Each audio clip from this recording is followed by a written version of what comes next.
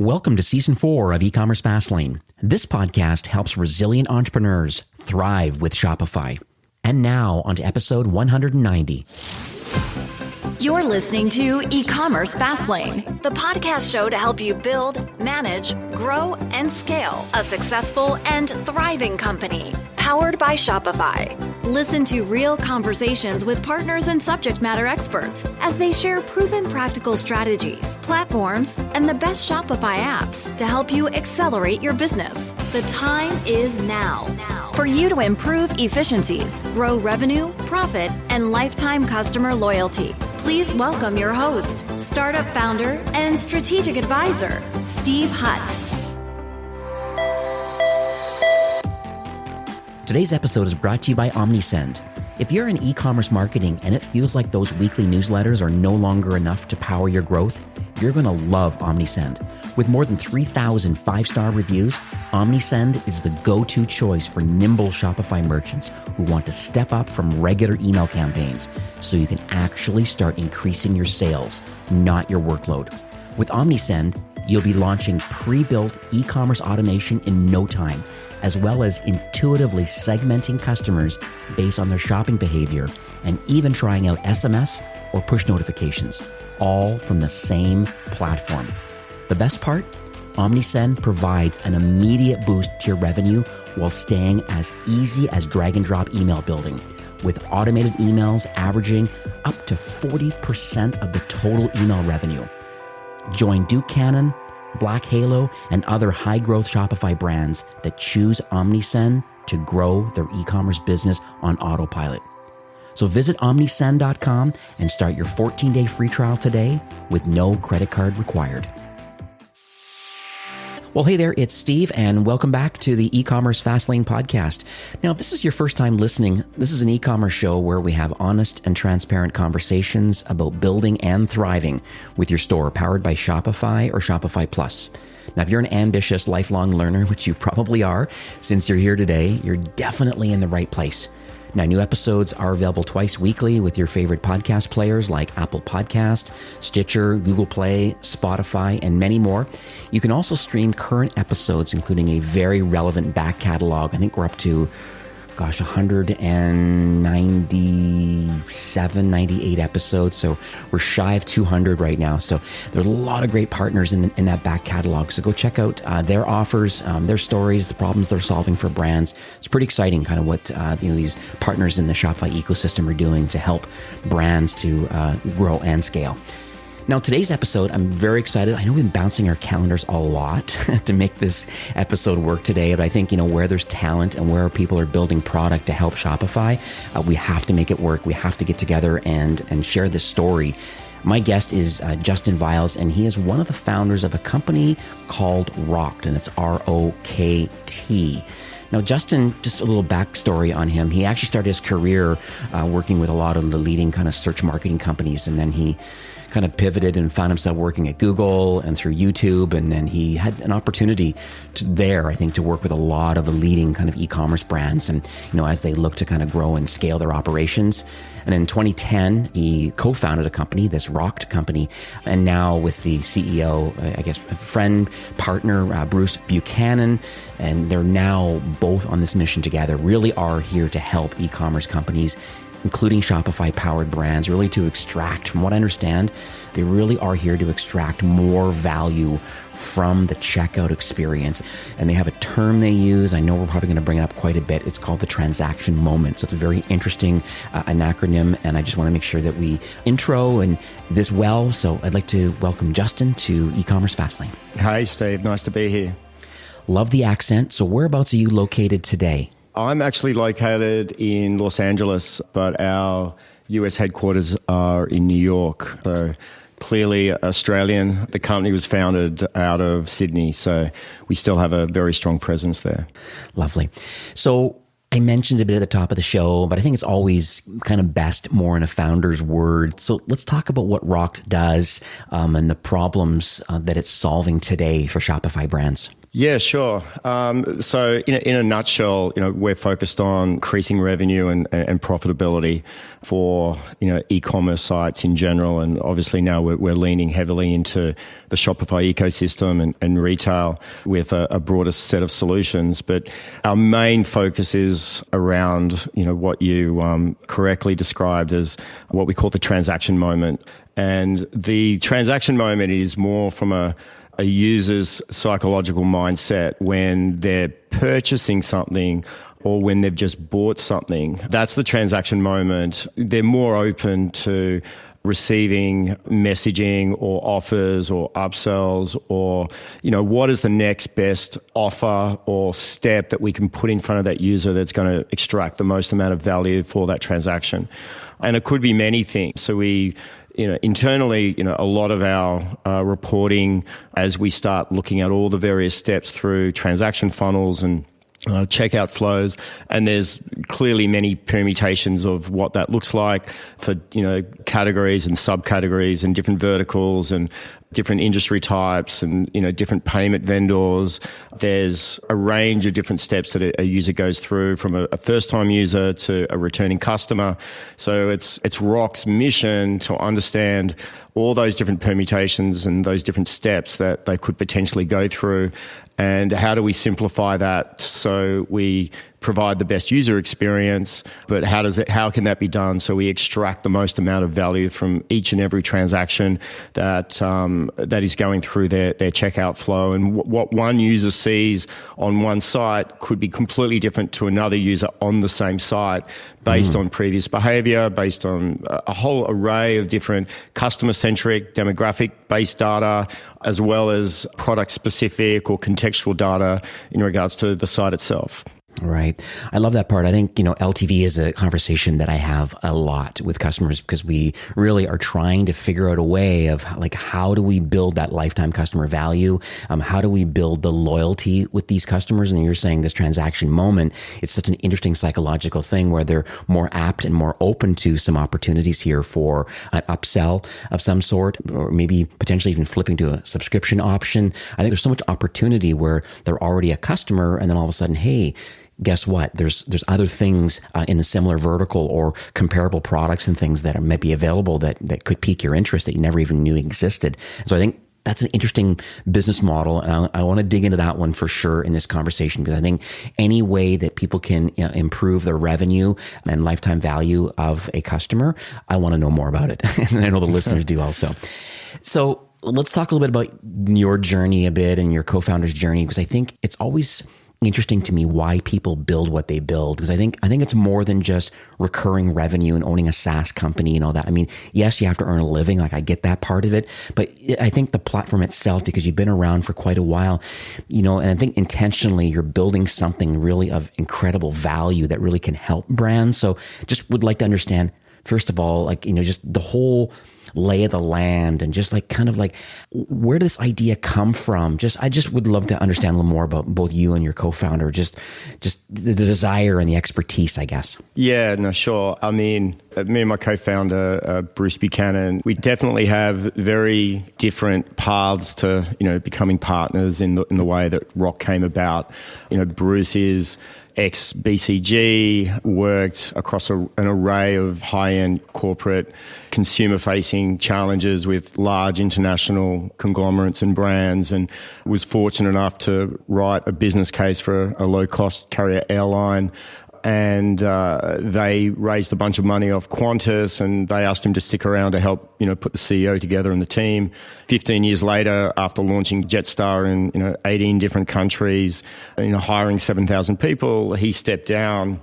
And I was in the process of raising some money at the time, and we had a shared vision. I mean, my background was deep in the search engine marketing space, sort of just before 2000. Then jumped over to Google. So we opened the Google office. So we're the first hires with Google in Asia around sort of 2002.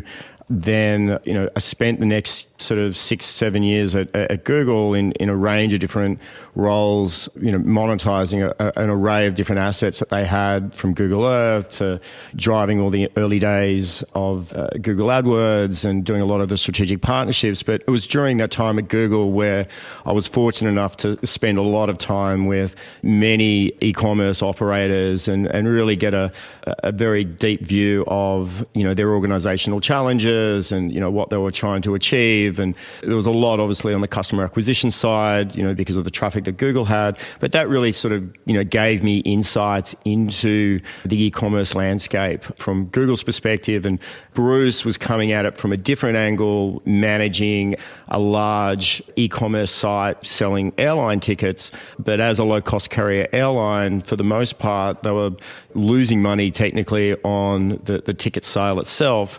And the profit all came from the checkout journey. And he got, when we met, and then I'm sort of explaining the vision where a lot of the deals that I was doing in Asia, I did a lot of the AdSense related deals.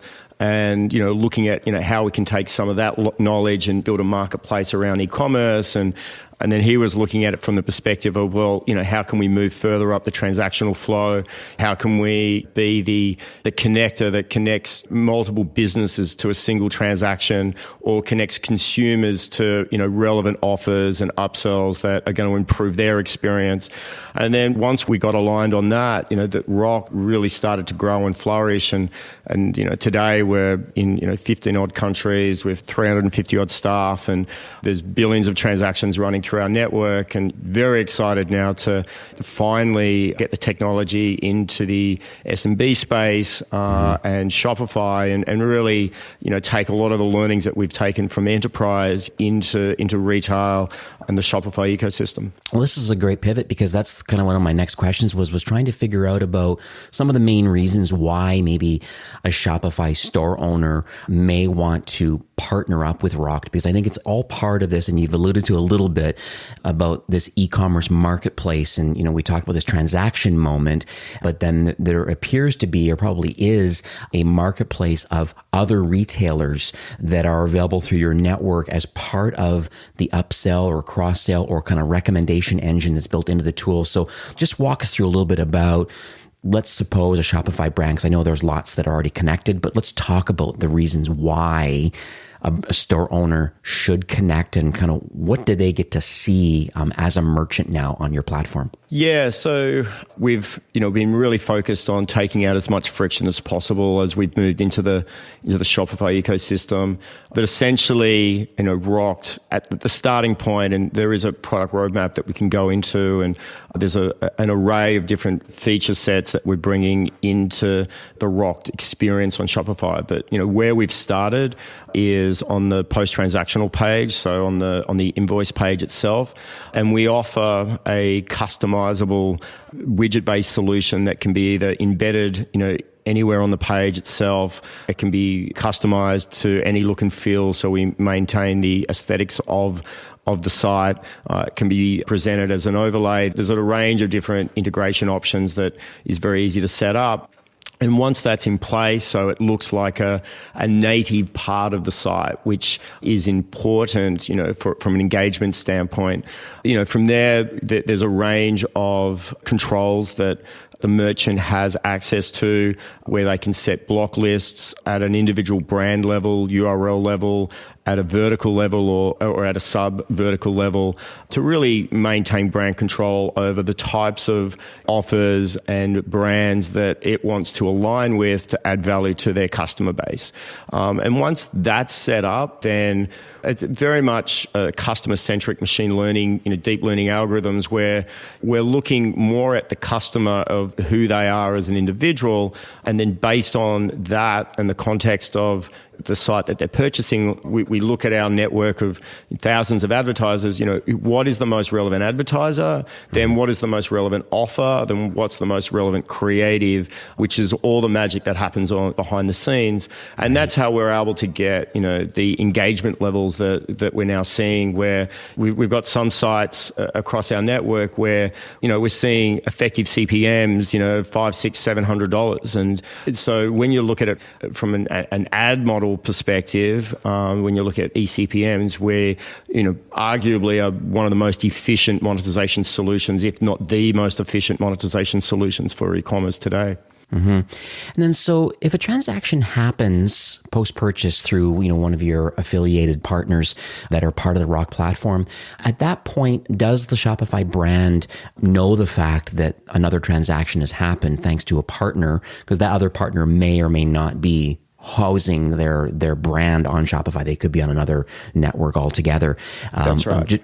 I'm just curious, is there notification going to the brand? Do they co-own the customer now? Just what happens in the future? Yeah, no, just think of it like any other traffic link on any other site. Once someone clicks off-site, there's no more responsibility from the site owner in any way, shape or form. That said, we are working on a range of tokenized payment solutions where we can do distributed commerce on a single site with multiple vendors, but that's a separate conversation. No doubt.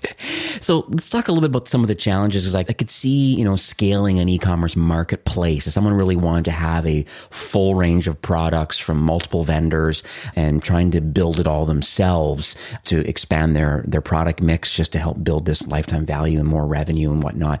Yeah. And you're obviously front lines because you see all this kind of stuff. Are there any challenges with scaling an e-commerce marketplace? Oh, yeah. In the early days of growth, it was, we're either, struggling to get enough supply, or we go top heavy on the demand, because you have to have both sides of the marketplace humming at the same time. Right. If you flood the market with too many advertisers, then there's not enough share of voice for the advertisers to warrant this as a significant channel for them from a customer acquisition standpoint. If there's too much supply, then the value per transaction metrics go down, and all of our merchant partners aren't seeing the types of returns that we were pitching to them. So when we first looked at challenges of our marketplace solution, we thought, rather than start at the SMB level, and I'm very excited to finally be here and be part of the marketplace type solutions, we started within the enterprise world, and that really enabled us to scale our supply channel, and then we could really double down and focus on the demand and build out all the various relevant tools to support retailers and other e-commerce players, drive customer acquisition at price points that work for them. So, we've done a lot of work with identity and incrementality, trying to work out and give insights into what marketing is working and why, so you have a healthy marketing mix. And you look at any retailer's P&L, the largest cost centers is their customer acquisition, and the Facebooks and the Googles of the world, the price points within their marketplaces, they're not going down, and it's putting a lot of pressure on finding different ways to acquire customers at price points that work with whatever their customer acquisition goals are. And Amazon is adding even further pressure to that. So we're now seeing ourselves in particular within the retail space, as sort of an intersection where we're now sort of interconnecting all of these e-commerce vendors together not with non-competing brands and services that they want to be aligned with, and it enables and opens doors into customer acquisition channels. And we're looking at ways in which to have merchants use our technology as their own private marketplaces, so they can share customers, and Rock can manage and clip the ticket between them, so all the data's transferred appropriately, everything's tracked appropriately. So there's an array of opportunities around aggregating e-commerce traffic and enabling e-commerce vendors to share each other's success and to share each other's brands and brand values to drive growth for both businesses or multiple businesses that are working together where there is, that they're not overlapping from a competitive standpoint. What's interesting too about that, so it sounds like it's a two-way street though. So a brand on Shopify says, yes, I like the idea of Rocked. I like the fact that they were in the enterprise market. They've kind of scaled that thing up now over the last, 8, 9, 10 years. Now kind of going downstream a bit and getting involved in the SMB market, in the mid-market kind of Shopify Plus brands that are out there. And so I can see them, leveraging all of the, just the contacts you have and the brands that are available to have, as you called it, like, non-competing brands to offer other value to, this transaction moment. So, but on the flip side though, it sounds like a Shopify brand that chooses to go with Rocked, they should also probably want to sign up to allow their products to also be sold in the marketplace for other vendors that are non-competitive also. Yeah, and we see that a lot where the extra revenue that Rock drives is typically a significant profit increase because it's pure profit off the back of the margins they're collecting at the transaction point. And, they can use that additional revenue to either offset costs of existing infrastructure and SaaS providers that they're paying, significant monthly fees to, or they could be using the revenue that they drive from their checkout experience to increase their own customer acquisition efforts, whether that is reinvesting all of that or a portion of that back into the Rocked customer acquisition channel and have their products and services and offerings appearing across our network, or helping increase profitability, from a customer acquisition standpoint of, a Google and Facebook, where they can be used to offset, some of the pain points there by competing in marketplaces that are going up in value. Yeah, I love that. Now, let's talk a little bit about your history again, because you mentioned that, I guess originally kind of started off in Sydney, now a little bit of East Coast, a little bit of West Coast going on here, more focused more on the enterprise side of it. And now trying to get involved in the Shopify. So I understand there's a Shopify app now that's available. Are you able to kind of explain some details around that and how that, it's a public app, I understand. And so I just would love to understand that approval and kind of what could brands expect if they go to the Shopify app store today and they look up your brand and they download this app. What happens next?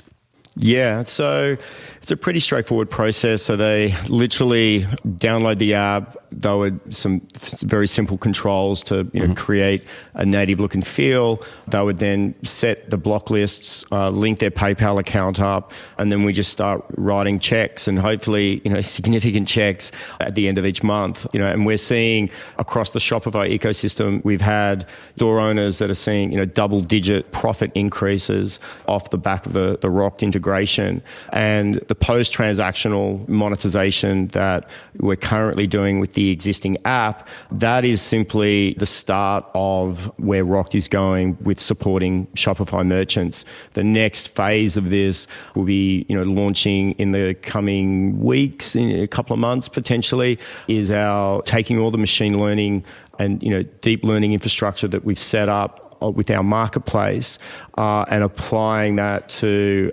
product feeds themselves. So enabling, Shopify merchants for us to be able to ingest their entire library of their product catalog, and then using our machine learning smarts, work out what is the best next product that we can sell within tokenized payment windows without incurring any additional transaction fees for the consumer. How can we upsell that? What is the next best product to put in front of that user? And there can be a whole range of levers associated to that, whether it's increasing revenue, profitability, managing inventory, and it could be a customer-centric offer, or it could be a product site relevant offer. There's a mix of ways in which we can drive value over and above the existing app that sits there today. Beautiful.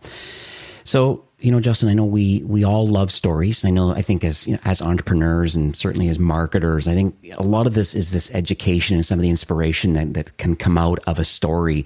I just believe it just really motivates just a lot of change in a lot of us. And so I wonder if you are able to share maybe a recent journey of a brand that's connected right now to Rocked, and maybe just walk us through. They didn't have the platform, they added it on, just kind of, it's almost like a mini case study. We would love to hear that that story, because then I'm sure that might resonate with a lot of listeners today saying, hey, I like what that brand did. They pulled the trigger, decided to give it a try, and look where that led them to increasing their LTV or more profitability. And so I just would love to hear something if you had anything you can publicly share. Yeah, we're very fortunate where our attrition rate on the merchant side is pretty much at zero. So everyone that integrates Rocked into their ecosystem, typically they come in looking for increased profitability and increased revenue, and then that sort of expands out, and they start to realize the flexibility and the power of the platform that we've built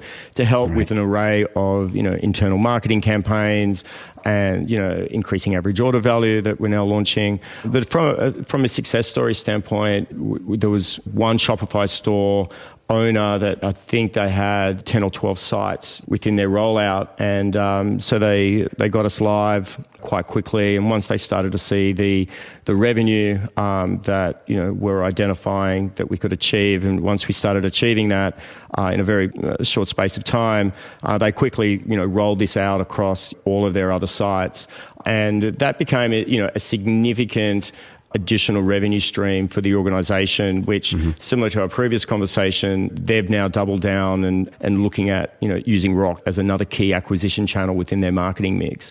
And we're seeing this time and time again with organizations that stumble across Rock and start utilizing our marketplace to drive revenue and profitability, but then realize we've got a really deep toolbox of solutions to help drive customer lifetime value, whether that's signing people up into loyalty programs, diversifying their own comms channels from just email into SMS and Messenger and app downloads, and just looking at optimizing payment options and shipping, and the list goes on. So as we start scaling our Shopify application and start layering all the enterprise features into that, we're really going to have some interesting ways in which we're going to enable Shopify store owners to not only improve their own experience but also interact with other brands in meaningful ways where they can really add value not only on their own site but across networks of sites. Oh, I love it. Now, how does Q4 fit into all of this? I just think the holiday season, we just finished back to school, certainly in North America. Canada was a couple of weeks behind the US side. But are there any recommendations that you're recommending like today that Shopify brands can do just based on this inevitable rush that's going to happen over BFCM and through the holiday season? Yeah, well, it's typically, the time of year where you do see code freezes and, everyone goes into lockdown, and all the work that they've been doing throughout the year is, getting prepared for the busy time of year. Look, for me, when I look at just having the right infrastructure in place and ensuring that there's a solid data architecture in the back end to be able to customize and personalize solutions. Obviously, customer service is paramount. Absolutely. In busy traffic times where you just want to make sure that you have efficient resources and you're responding quickly. There's an array of challenges when traffic starts spiking, definitely in the e-commerce landscape, and just making sure that everyone's prepared. And then as far as adding your solution on, this once again could be another profit center for the brand, just to make the decision today to go to the App Store and download the app and start building a relationship with your team. Yeah, no, 100%. And we do have, I just spoke to the team last week, and they put a nice little offer for Fast Lane listeners, which is which I'm excited about. So the product upsell tool that we'll be launching very soon, which is very much focused on driving value per transaction by increasing average order value, which will be an additional product set to the marketplace within the same Rocked e-commerce app that we have live on the store. Right. So anyone that installs the Rocked marketplace app before the 25th of December, and they simply just have to put Fastlane in the text field where it asks you where you heard of from Rocked. At that point, we will enable the product upsell tool free of charge for the initial 12 months. Oh, beautiful. Well, thank you so much for that. I think that's a very fair and reasonable offer. And it just, once again, you can take the platform for a spin and actually just see what it can do, both the marketplace side and then, by the time this podcast is released or very soon, having the upsell and cross-sell solution available and just start building a relationship with that side of the business. It's incremental revenue for you. So it's certainly worth a test to actually try it out. And then I guess one of the last things that I wanted to just chat about was more about kind of the future. I know we've mentioned a few things about, hey, here's where we are today. We've been doing this thing for 10 years more in the enterprise side. We built all these relationships with so many brands and retailers. And so, we're going down that journey. We're now, migrating our way downstream a bit into the Shopify kind of world.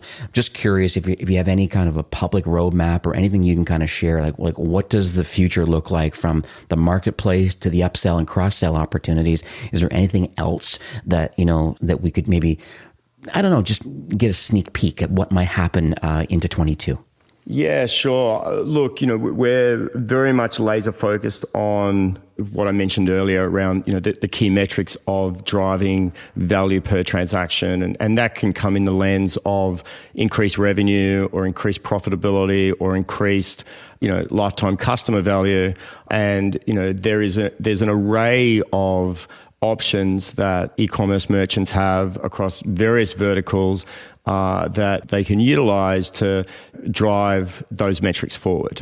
And whether it's loyalty, whether it's social amplification, whether it's monetization through marketplace type offers, whether it's increasing average order value, whether it's increasing the take rate of checkout-esque enabled offers. For example, in the electronic, retail vertical, you look at a company called Best Buy, and a product from a consumer standpoint, you wouldn't think that it would drive this amount of profit for the organization, but it's something like extended product warranties in the electronics vertical. Best Buy, it's 2% of their total revenue, but nearly 50% of their profit.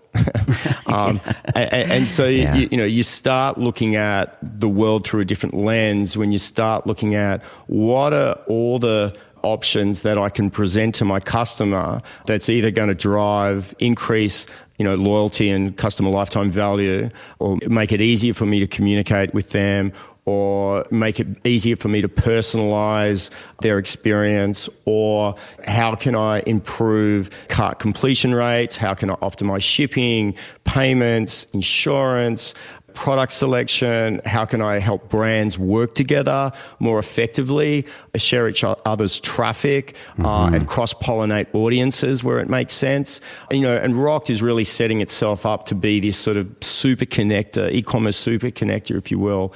We're really making it easy for an organization to work with other businesses, other brands, other products without the user having to leave the site in order for commerce to occur. And that's really our sweet spot that we lean into is, how can we connect consumers to multiple solutions and multiple brands within an individual's merchant site? And how do we enable the merchant to collaborate and co-market and work with other brands that it shares its values with, either at an organization level or from a mission purpose level, that it wants to collaborate and work and cross-pollinate audiences. Rokt can be that conduit to make that happen, so it's compliant from a data privacy standpoint, so it's optimized and personalized from a messaging perspective, and it works without worrying about all the heavy lifting needed to operate at that level. Right. Yeah, I love that. So how can people learn more about the solution? Where can they go? I guess there's the App Store listing and then your website. Yeah, that's right. So we have the App Store listing, so that's available today. And as I said, if you put in, Fastlane before the 25th of December, when our product cross-sell, increase average order value features arrive in the app, which will be there will be a fee associated to that. We'll open that up for free for all listeners that get in before that date. And all the other information they can find about Rokt is on rokt.com. So obviously the enterprise side, we do have a much deeper toolkit available. At the moment, all the reporting for our application is done through the Shopify site itself, but very soon we'll be setting up reporting links so you'll be able to log into your Shopify reporting ecosystem on rock.com itself.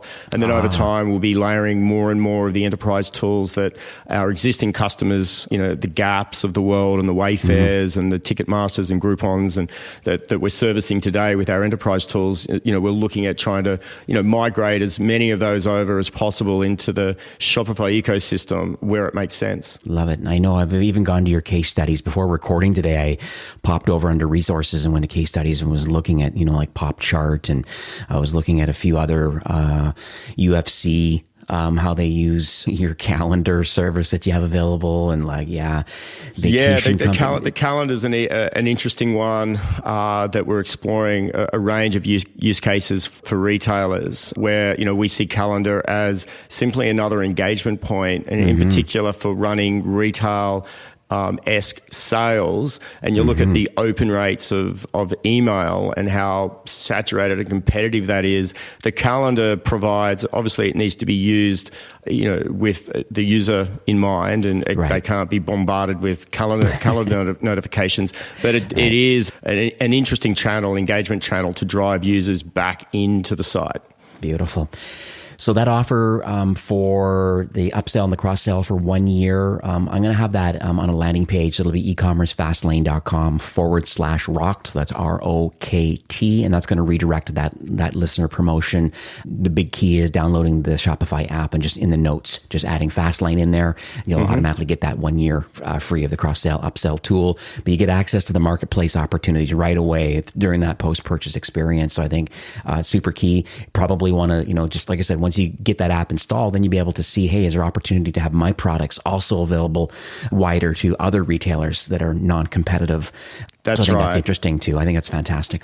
Yeah, so that you can reach out via the app itself, or on rock.com, just on the contact field, or you can call directly into the office, and got a huge dedicated team of our customer success team. All they do all day every day is just work with both our merchants and our marketplace advertisers on ensuring that the marketplace remains healthy and the offers are strong, and we're closing the loop from a customer acquisition perspective. We've just launched our smart bidding tool, so it algorithmically adjusts the bid price according to whatever cohort performance from a customer acquisition cost price point, no differently to how Google manages its bid marketplace. It's very similar from that standpoint.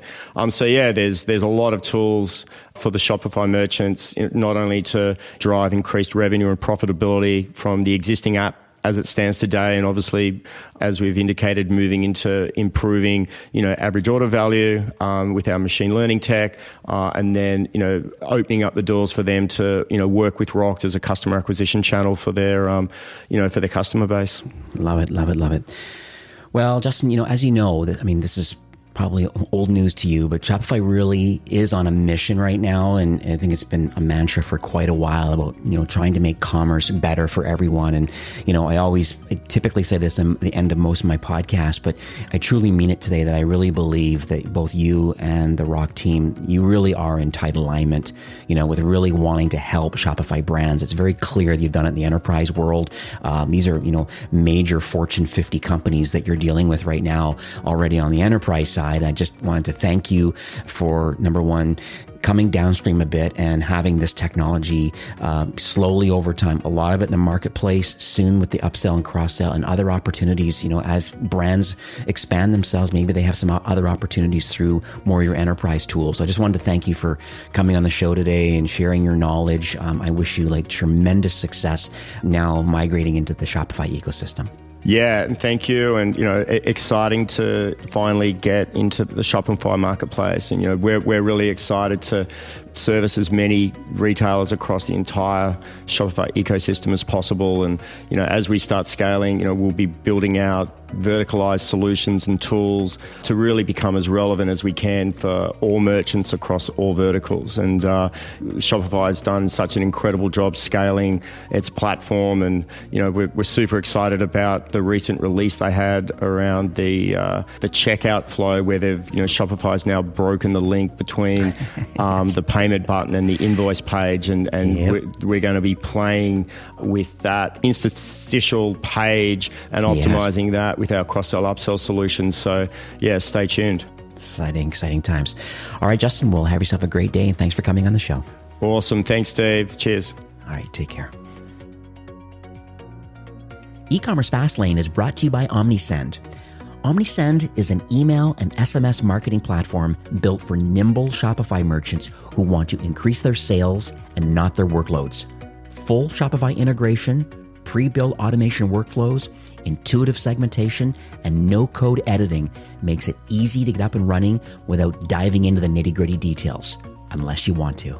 More than 50,000 e-commerce brands use OmniSend to grow their businesses on autopilot, converting their customers with quick-to-build, highly relevant emails and texts.